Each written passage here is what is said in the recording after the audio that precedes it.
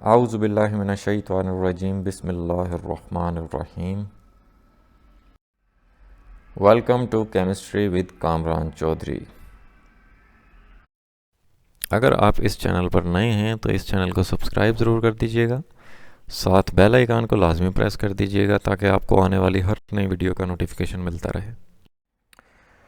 हाँ, तो हमारे छोटे छोटे निक्के निक्के कुड़ियों ते मुंडे हो, आज का जो लेक्चर है ना वो काफ़ी ज़्यादा इम्पोर्टेंट लेक्चर है।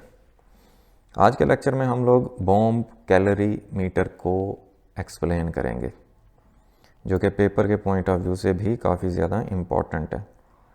अच्छा, बहुत ज़्यादा इसमें कोई रॉकेट साइंस है नहीं, लेकिन बहुत सारे बच्चों को ये डिफ़िकल्ट लगता है समझने में। ठीक है, तो लेक्चर आप अगर पूरा देखोगे शुरू से लेकर एंड तक बग़ैर स्किप किए, तो मैं यकीन के साथ कहता हूँ कि बहुत अच्छे से आपको बॉम्ब कैलोरी मीटर की समझ आ जाएगी।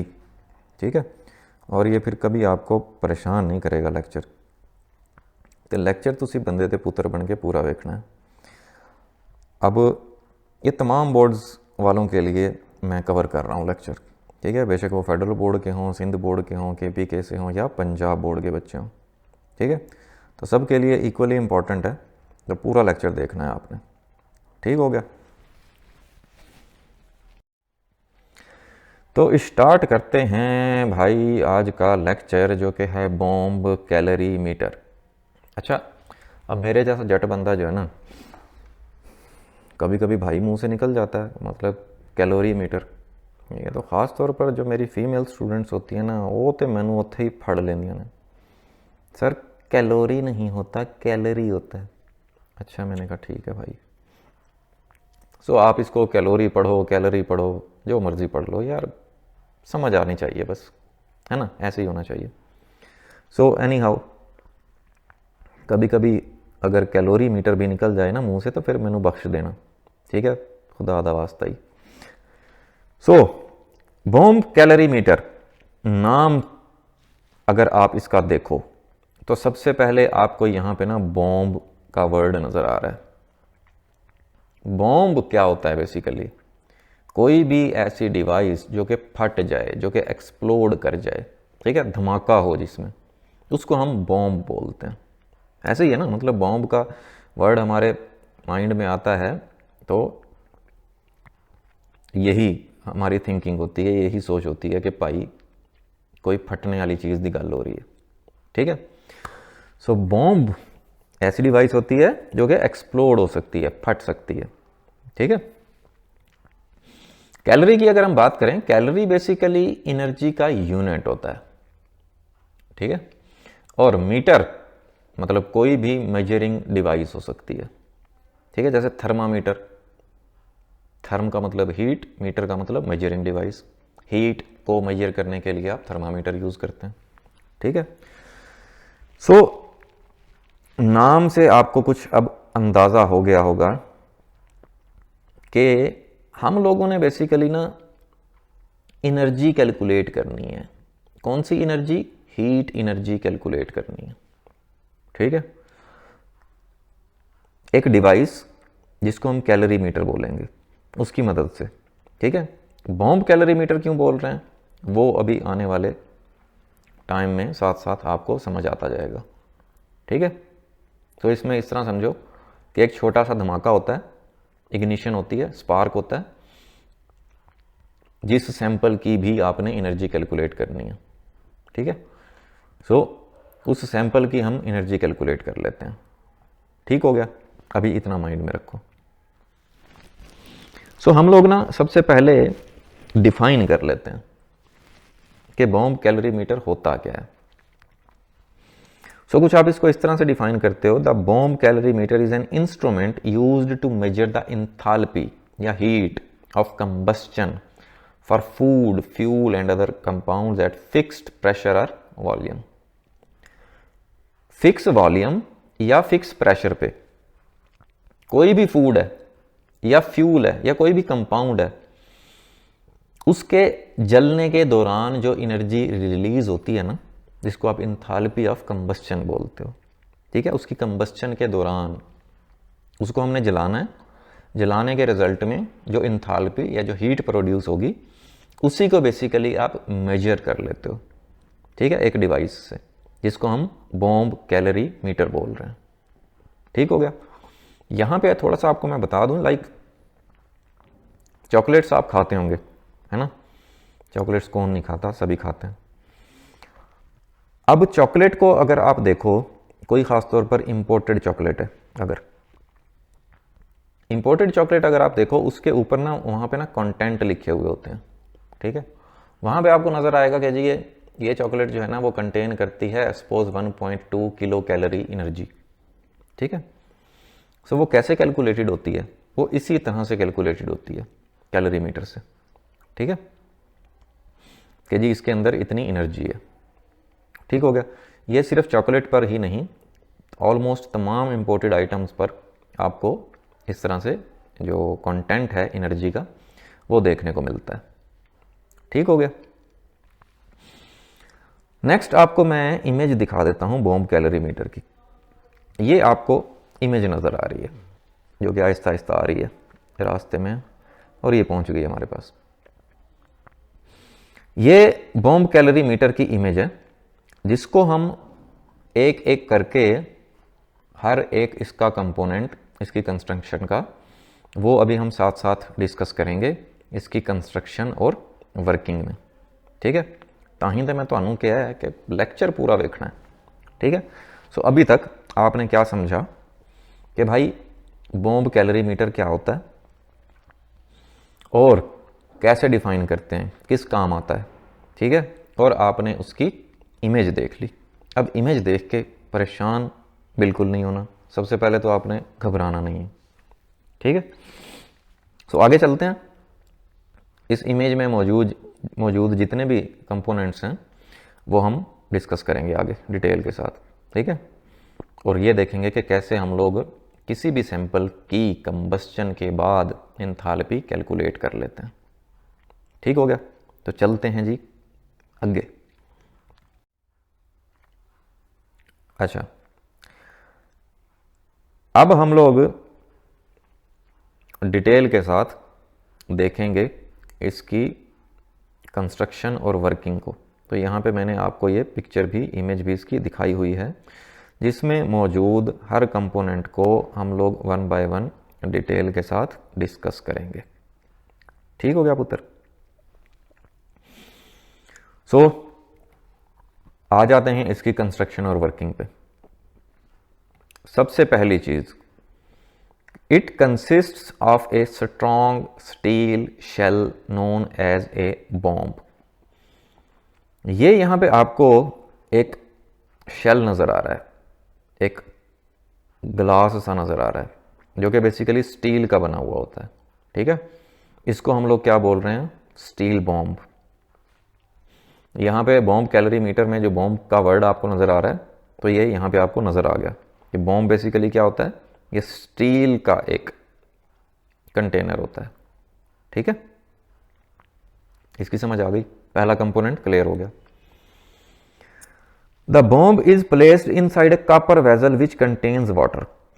अच्छा, अब यहाँ पे देखो, ये जो आपको नज़र आ रहा है ना, ये जो वेसल नज़र आ रही है, ये कॉपर की वेसल होती है, और इसके अंदर क्या मौजूद है, ये देखो ब्लू कलर का आपको ये पानी नजर आ रहा है। ठीक हो गया। तो ये चीज क्लियर हो गई। यहां पे हमने मेंशन कर दिया कि ये वाटर है। ठीक है, आगे चलते हैं। There is a stirring device for agitating the water within the calorimeter. ये यहां पे आपको एक पखा जया नज़र आ रहा है, इसको स्टिरर बोलते हैं। मतलब कोई भी आप वायर लेके उसको नीचे से फोल्ड कर लो, थोड़ी सी वाउंड कर लो, ठीक है, जैसे चम्मच होता है, ठीक है, और साथ साथ आपने ये हिलाते जाना है। ये वैसे तो ये मोटर के साथ कनेक्टेड होता है, ऑटोमेटिकली ये मूव करता रहता है। ठीक है, जो कि बेसिकली वाटर में डिप्ड होता है, ठीक है, और वाटर को एजिटेट करता रहता है, मतलब मूव करता रहता है ये।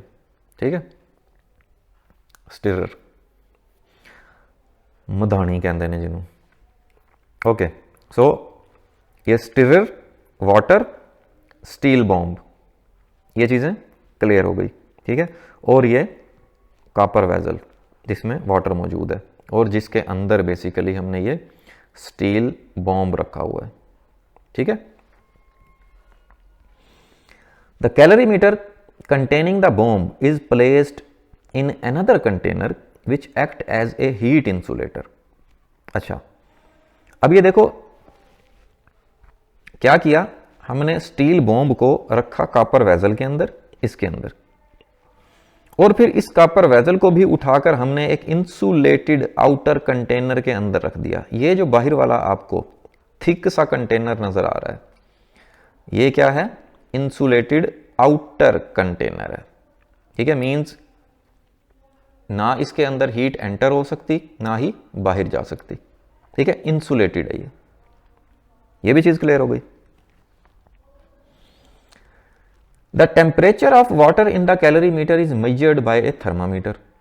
यहां पे आपको एक थर्मामीटर नजर आ रहा है जो कि वाटर के अंदर डूबा हुआ है, ठीक है। इस वाटर का बेसिकली आपने टेम्परेचर कैलकुलेट करना होता है इस थर्मामीटर से, ठीक हो गया। साथ साथ समझ आ रही होगी एक एक चीज। थोड़ा आगे चलते हैं। It consist of a base which support the platinum sample cup and is screwed to the body of the bomb. यहां पे आप देखो, ये आपको एक सैंपल डिश नजर आ रही है, ठीक है, जो कि बेसिकली प्लैटिनम की होती है। अब इस डिश या प्लेट या कोली कह लो, जी प्याली होती है, छोटी जी प्याली है, ठीक है। इस प्लेट में, इस सैंपल डिश में आपने वो सैंपल रखना है जिसकी बेसिकली आपने कंबस्चन करनी है, और उस कंबस्चन के नतीजे में जो हीट निकलेगी, ठीक है, उसको मेजर करना है, ठीक हो गया। ये चीज क्लियर हो गई होगी। तो बॉम्ब के अंदर एक हमने सैंपल डिश रखी हुई है, एक प्लेट रखी हुई है, एक प्याली रखी हुई है, ठीक है, जिसके अंदर हमने सैंपल डाल के कंबस्ट करना है, जलाना है। The sample is placed in the platinum crucible. अब इस प्लैटिनम डिश या प्लैटिनम क्रूसिबल के अंदर हम लोग सैंपल रख देते हैं। The iron fuse wire which surrounds the sample is connected to the lower end of the two electrodes. यहां पे देखो, ये जो आपको एक वायर नजर आ रही है वाउंड हुई भी, ठीक है, गोल गोल वाउंड हुई भी नजर आ रही है वायर, जिसको आप कॉइल बोलते हो, बेसिकली इग्निशन कॉइल बोलते हो। इसकी मदद से आपने इस सैंपल डिश के अंदर मौजूद सैंपल को कंबस्ट करना है, बर्न करना है, जलाना है, ठीक है। क्यों? क्योंकि ये जो दो वायर ऊपर जा रही है ना, ये आपने किसी भी वोल्टेज सोर्स या बैटरी के साथ कनेक्ट करनी है, ठीक है। इसी वजह से वो इसको इलेक्ट्रोड्स बोल रहा है।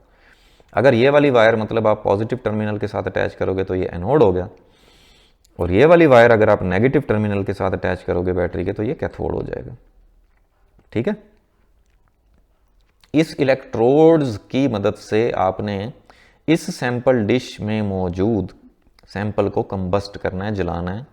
जैसे बाइक वगैरह में या गाड़ी में जब आप सेल्फ मारते हो ना, ठीक है, तो स्पार्क जनरेट होता है, जिसकी वजह से फ्यूल की बर्निंग स्टार्ट हो जाती है। तो वही काम यहां पे भी हमने करना है, ठीक है। The electrodes extend through the base of the bomb and connect the fuse wire to an electric circuit. जैसे मैंने अभी आपको बताया कि ये दोनों वायर किसके साथ जुड़ी होंगी? ऊपर जाके बैटरी के साथ, ठीक है, जिसकी मदद से आप वोल्टेज प्रोवाइड करके यहां पे स्पार्क प्रोड्यूस करवाओगे। The sample can be ignited by closing the electric circuit. जैसे ही वो कह रहा है ऊपर बैटरी के साथ ये वायर्स कनेक्ट करके तुसी बटन दबाना है, ठीक है, इत्थे क्या होएगा? स्पार्क जनरेट होएगा, ठीक है, आग लग जाएगी सैंपल को, ठीक। तो क्लियर हो रही है साथ साथ चीजें। The oxygen cylinder is coupled to the bomb and oxygen is admitted to the bomb through the valve until the pressure gauge in the cylinder indicate a pressure of 25 atmospheres। अच्छा देखो, generally जो pressure होता है वो 1 atm होता है, ठीक है, एटमॉस्फेरिक प्रेशर। लेकिन हमने ना यहाँ पे बॉम्ब के अंदर ऑक्सीजन गैस एंटर करवानी है, कितने प्रेशर पे? 25 एटमॉस्फेरिक प्रेशर पे। अच्छा, वजह क्या है? वजह सिर्फ इतनी है ताकि कंबस्चन में आसानी हो, ठीक है, मतलब सब का सब सैंपल जल जाए। जैसे देखो ना, जनरली एटमॉस्फेयर में आपको पता है कि 21% ऑक्सीजन होती है ना। तो 21% ऑक्सीजन होने की वजह से देखो हर चीज़ जो है ना वो आप इजीली जला लेते हो, ठीक है। सोचो यही अगर 21% उठाकर मैं 100% कर दूं, ठीक है, तो कितनी जल्दी मतलब कोई भी चीज़ बर्न हो जाएगी, जल जाएगी सारी की सारी। सो यहाँ पे हम लोग एक वाल्व के ज़रिए ना ऑक्सीजन एंटर करवाते हैं अंदर, कितने प्रेशर पे? 25 atm पे। किस वजह से करवाते हैं? ताकि अंदर मौजूद सैंपल, इस सैंपल डिश में जो कि प्लाटिनम की है, इसमें मौजूद सैंपल जो है वो सारे का सारा बर्न हो जाए, जल जाए, कोई भी सैंपल हमारा बाकी ना बचे, ठीक है, ताकि हमें एग्जैक्ट जो उस दौरान हीट एनर्जी रिलीज होगी एग्जैक्ट वैल्यू मिले उसकी, ठीक है, सारे के सारे सैंपल की। सो जो टोटल हीट होगी taken by the water and calorimeter, क्या मतलब इसका? अब देखो इस सैंपल के दौरान, इस सैंपल की कंबस्चन के दौरान जो भी आपने यहां पे सैंपल लिया हुआ है, जितनी भी हीट रिलीज होगी, उस हीट रिलीज होने की वजह से ये जो स्टील बॉम्ब है इसकी दीवारें हो जाएंगी गर्म, ठीक है। इसकी दीवारें जब गर्म होंगी तो उसकी वजह से ये हो जाएगा साइड पे, यहां पे मौजूद जो पानी है वो भी गर्म, ठीक है। तो वो पानी जब गर्म होगा तो आपने थर्मामीटर यहां पे लगाया हुआ है, डिप किया हुआ है वाटर में, तो यहां पे आप रीडिंग नोट कर लोगे फाइनली और इनिशियली, मतलब कंबस्चन से पहले की रीडिंग ले लो और कंबस्चन के बाद की रीडिंग ले लो, ठीक है। अच्छा, यहां पे ना दो तरह से हीट जनरेट हो रही है। एक तो वो हीट है जो कि बेसिकली आपने ना यहां पे स्पार्क की मदद से प्रोड्यूस की, मतलब ये बैटरी के साथ आपने कॉइल के जरिए यहां पे एक स्पार्क प्रोड्यूस किया, वो भी तो हीट है, ठीक है। दूसरी हीट कौन सी है? इस सैंपल की कंबस्चन के बाद जो हीट रिलीज हुई, ठीक है। तो दो तरह की हीट है, heat given by the combustion of sample plus heat given by the combustion of fuse wire, ठीक है, क्योंकि ये फ्यूज वायर जल जाती है जब स्पार्क प्रोड्यूस होता है, ठीक है। तो इस दौरान भी हीट रिलीज होगी और सैंपल की कंबस्चन के बाद उस सैंपल की वजह से जो हीट रिलीज होगी, वो टोटल हीट, सारी की सारी हीट कहां पे शिफ्ट हो जाएगी? इस स्टील बॉम्ब की वॉल्स पे, और इन वॉल्स की वजह से वो फिर हीट ट्रांसफर हो जाएगी किधर? इधर पानी में, ठीक है। जहां पे आपने थर्मामीटर लगाया हुआ है और आप बेसिकली क्या कर रहे हो? मेजरमेंट कर रहे हो टेम्परेचर की, ठीक हो गया। सो इस तरह से ये वर्क करता है, ये सारा समझ आ गया होगा आपको। अच्छा, अगर हीट कैपेसिटी कैलोरीमीटर की पता हो, then one can determine the heat change during a chemical reaction by noting the change in the temperature in the process. देखो यहां पे ना एक तो आपने इनिशियल टेम्परेचर कैलकुलेट कर लिया और एक आपने फाइनल टेम्परेचर कैलकुलेट कर लिया, ठीक है। तो डेल्टा टी मीन्स के final temperature minus initial temperature which is delta T, change in temperature, ये आपके पास आ चुका है।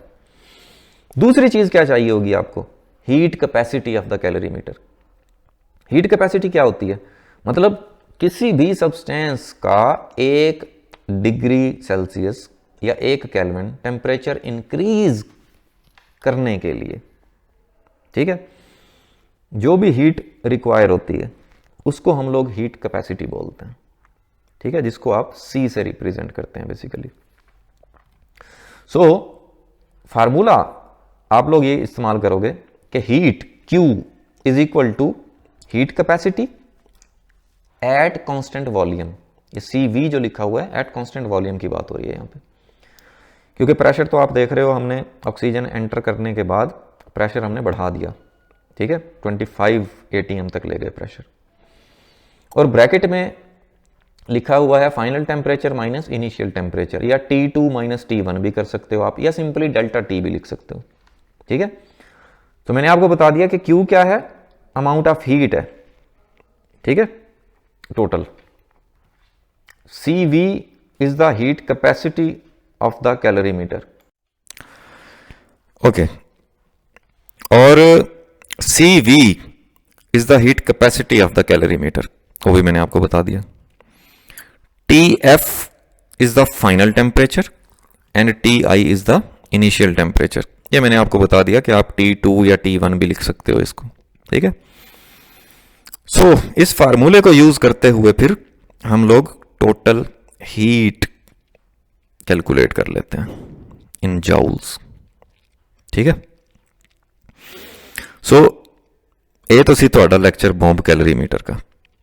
उम्मीद है बहुत अच्छे से एक एक चीज़ क्लियर हो गई होगी अब आपको, ठीक है। फिर भी जो कोई ਤੁਹਾਡਾ क्वेश्चन हैगा थले कमेंट सेक्शन में पूछ लिया करो। वीडियो पसंद आई हो तो चैनल को सब्सक्राइब ज़रूर कर दिया करें, वीडियो को लाइक और शेयर यार ज़रूर कर दिया करो अपने सोशल मीडिया पे, अपने फ्रेंड्स सर्कल में, ताकि दूजियां दा भी बेचारियां दा भला हो जाया करे। Thank you very much for watching this video.